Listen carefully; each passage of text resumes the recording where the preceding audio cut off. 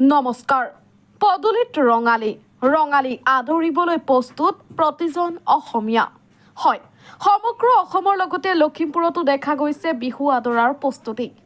লখিমপুৰ জিলাৰ ফুলবাৰীত 1 এপ্ৰিলৰ পৰা 13 এপ্ৰিললৈ অনুষ্ঠিত হ'ব ফুলবাৰী আঞ্চলিক ছাত্ৰ সন্থা আৰু ফুলবাৰী কেন্দ্ৰীয় ৰঙালী বিহু সন্মিলনৰ সৌজন্যত অনুষ্ঠিত বিহু নাচৰ কৰ্মশালা।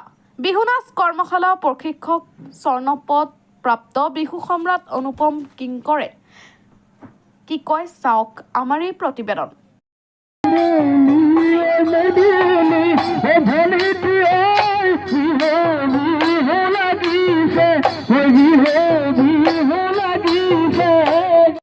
কৰ্মশালা হৈছে তাত ছাত্ৰ ছাত্ৰীসকলে বহুত আগবাঢ়িছে আৰু বহুত আগবাঢ়ি যাব পাৰিছে বিহু শিকাৰ পৰা।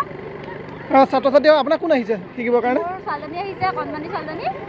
হয়, 3 দিনমান হৈছে আৰু। ঠিক আছে। ভোগালী ইতিমধ্যে ছাত্ৰ ছাত্ৰীসকল ওলাই আহিছে, আপুনি বিহু প্ৰশিক্ষণ দিছে, কি ক'ব? আচলতে আগৰ বিহু আৰু এতিয়া বিহুৰ মাজত কিবা পাৰ্থক্য দেখিছে নি আপুনি? হয়, আগৰ বিহু আৰু এতিয়া বিহুৰ মাজত অলপ পাৰ্থক্য আছে, কাৰণ আগত গছৰ তলৰ বিহু আছিলে, যিটো অসমীয়া জীৱনৰ প্ৰকৃতিৰ লগত জড়িত আছিলে, স্বতঃস্ফূৰ্তভাৱে আছিলে। মানুহ যেনেকৈ নাচনীসকল বা ঘৰুৱা কামত যেনেকৈ ব্যস্ত হৈ আছিলে, সেইমতে তেওঁলোকে দৌৰি আহিছিলে ঢোলৰ মাত, পেঁপাৰ মাতত।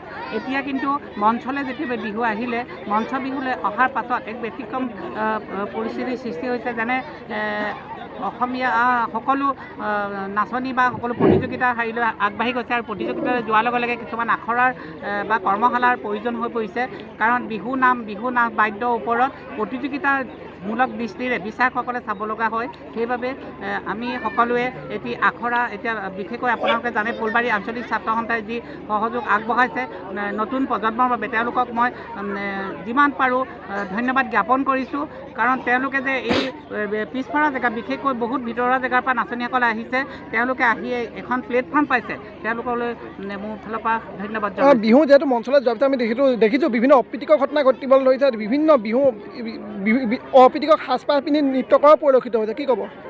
হয়, অসমৰ লগতে বাহিৰতো কিছুমান ব্যতিক্ৰম বিহু নাচ বা বিহু সুৰত ব্যতিক্ৰমী কিছুমান সৃষ্টি হৈছে, কিন্তু আমি সেইবিলাক আমাৰ যেতিয়া হাড়ে হিমজুৱে অসমীয়া চহা জীৱনৰ সকলোৰে ক্ষেত্ৰত বিহু আছে, প্ৰাণত আছে। সেইকাৰণে আমি নিজস্ব সংস্কৃতিক, নিজস্ব যি লোকনৃত্যক আমি পাহৰি যাব নালাগে, আমি জীয়াই ৰাখিব লাগিব।